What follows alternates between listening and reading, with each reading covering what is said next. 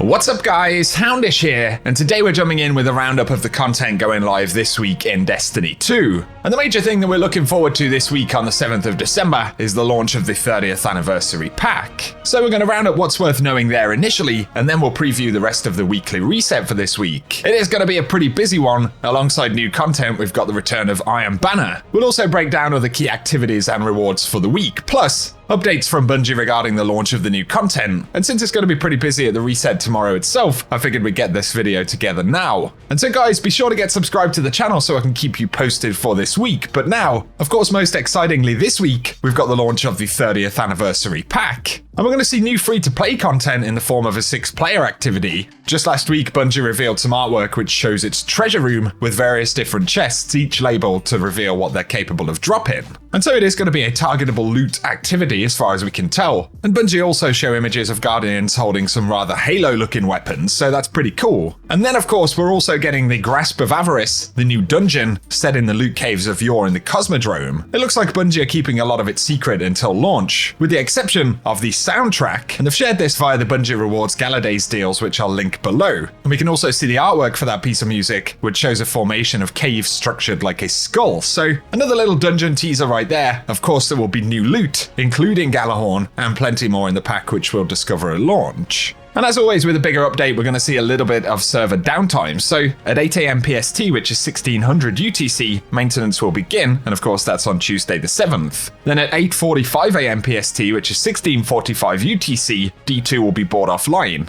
Then at 9 AM, which is 1700 UTC, the normal daily reset time, we're going to see the update begin rolling out. And at some point after that, depending on server queues and server behavior in general, we should be able to get on. And as a very brief rundown, don't forget that the patch we're seeing this week also has some significant gameplay changes. Most notable are going to be the adjustments to abilities, so Bungie are slowing down and reducing ability power primarily inside of PvP. But there are also lots of changes for exotic weapons, archetypes, and then exotic armor adjustments, quality of life stuff, and much more. So we've done a roundup of the most important adjustments to expect in the patch this week as well. That'll be linked down below. And otherwise, full, very long patch notes will be available by launch time tomorrow.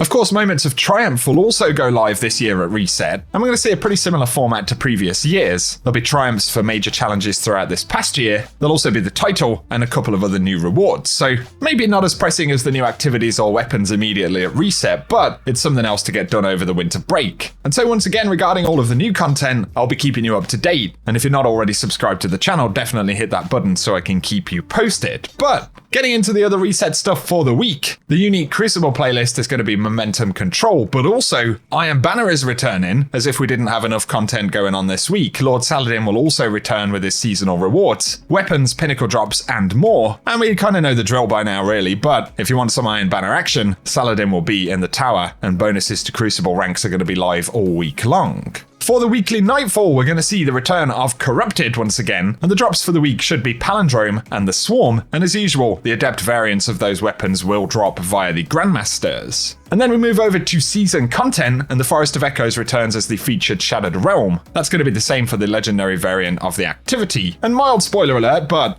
some end-of-season mission or quest data now appears to be present in the database, so it could be something that we see this week or in the coming weeks, or maybe it'll happen a little bit closer to the launch of Witch Queen, but there will certainly be an end-of-season story piece, and I will keep you posted. If you're jumping into the Legends tab and to the Vault of Glass, the challenge this week is Wait For It, which of course is Conflux challenge mode, and that means Vision of Confluence Time Lost will be the reward if you can get that done in Master difficulty. As always, if you need any pinnacle drops, don't forget the Prophecy Dungeon. And then of course there will be an update for the Eververse store. We're looking at items from the last week right here at the moment, by the way. And we don't currently know exactly what we're going to get after the 30th anniversary pack, as there isn't a calendar rotation for it, but Bungie have previewed a new Le Monarch ornament, as well as an instant purchase feature for ornaments on exotic weapons. And I'm sure there will be plenty of new cosmetic items available via Eververse once the update goes live this week.